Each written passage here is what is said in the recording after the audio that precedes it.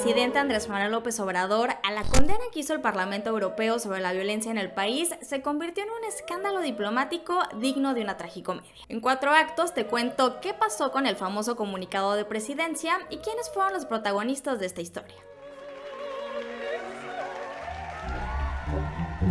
Durante una sesión, los legisladores del Parlamento Europeo discutieron un tema que muchos mexicanos ya sabíamos, que nuestro país normalmente se lleva el deshonroso primer lugar en cuestiones de violencia. En este caso, los eurodiputados destacaron que México es la nación más peligrosa y mortal del mundo para los periodistas fuera de una zona de guerra, y lamentablemente no se equivocaron. Tan solo en los primeros 3 meses de este 2022, 7 comunicadores fueron asesinados. Y no son una cifra más, son José Luis Gamboa, Margarito Esquivel, Lourdes Maldonado, Roberto Toledo, Eber López, Jorge Choche Camero y Juan Carlos Muñiz. Ante este escenario, los miembros del Parlamento hicieron puntuales señalamientos a AMLO y a su gobierno. Primero criticaron al mandatario por utilizar sus mañaneras para denigrar, intimidar, estigmatizar y atacar a la prensa crítica, y como si no hubiera sido suficiente el regaño, le pidieron a la administración que se pusiera las pilas para garantizar la seguridad del gremio periodístico. Muchos imaginamos que la 4T rechazaría el posicionamiento del Parlamento con el típico "yo tengo otros datos", pero el gobierno de México se superó a sí mismo y alcanzó un nivel que nadie pudo haber predicho.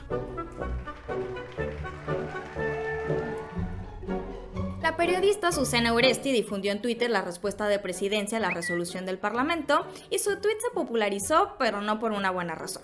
Al leer el documento parecía que la administración obradorista había borrado la diplomacia de su diccionario. Por si no lo has leído, las autoridades federales acusaron a los eurodiputados de borregos, injerencistas, reaccionarios y golpistas, e indirectamente los señalaron de ser corruptos, hipócritas, mentirosos y hasta opositores a la 4T. Obviamente el tono agresivo del comunicado hizo a más de uno dudar de su veracidad, incluso personajes afines a AMLO. El polémico diputado del PT, Gerardo Fernández Noroña, primero se mostró incrédulo ante el texto, y después, cuando se dio cuenta que era real, lo calificó de poco diplomático. Y no fue el único. El periodista Julio Astillero incluso pensó que la página del gobierno había sido hackeada. No obstante, al ratificar que no había sido el caso, calificó la redacción como lamentable. Para este punto de la obra, los usuarios de redes estaban divertidísimos. En lo que sigue descubrimos que de las 28.500 reacciones sobre el caso, la emoción más destacada en ese momento fue la risa. Sin embargo, esa burla colectiva se convirtió en enojo justo en el acto 3 de la historia, cuando entró en escena el héroe o villano, depende de cómo quieras ver el caso. ¿A quién me refiero?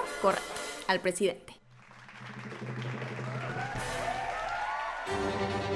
Al día siguiente de la difusión del escandaloso documento, el líder del Ejecutivo afirmó muy orgulloso que habían sido él y su vocero Jesús Ramírez quienes habían redactado la respuesta al Parlamento. ¿A poco? ¿AMLO tensó las relaciones diplomáticas con países extranjeros con comentarios fuera de lugar? ¿Quién lo hubiera imaginado? La indignación ante las palabras de AMLO apareció rápidamente en redes, donde algunos usuarios destacaron que ojalá los eurodiputados no se enteren ni mucho menos hablen de los videoescándalos de sus hermanos o de las lujosas casas que habitó su primogénito en Texas, porque de ser así, el presidente desataría el verdadero Hulk que lleva dentro.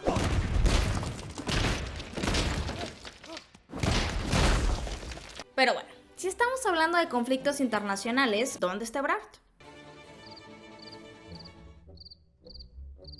Para decepción de algunos, en esta obra el canciller le tocó el papel de florero. Y es que mientras el presidente explotaba contra el Parlamento, el responsable de las relaciones exteriores actuaba a la perfección su rol de adorno, pues no dijo ni una sola palabra al respecto. Durante esa mañana, el funcionario tuiteó varios mensajes sobre la ayuda humanitaria que México envió a los refugiados de Ucrania, pero omitió hablar sobre el comunicado de su jefe.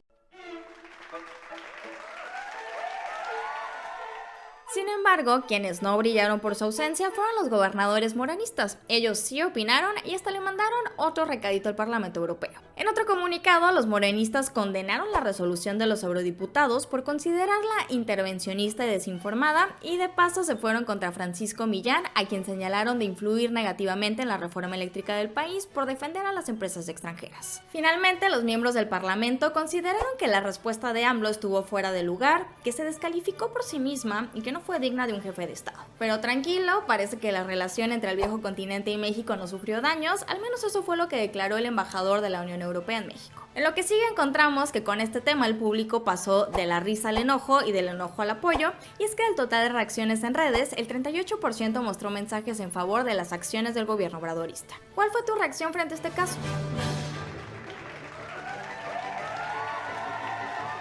Gracias por acompañarnos una vez más en esta cápsula semanal y si te gustó el video no olvides darle like y seguirnos en nuestras diferentes redes sociales.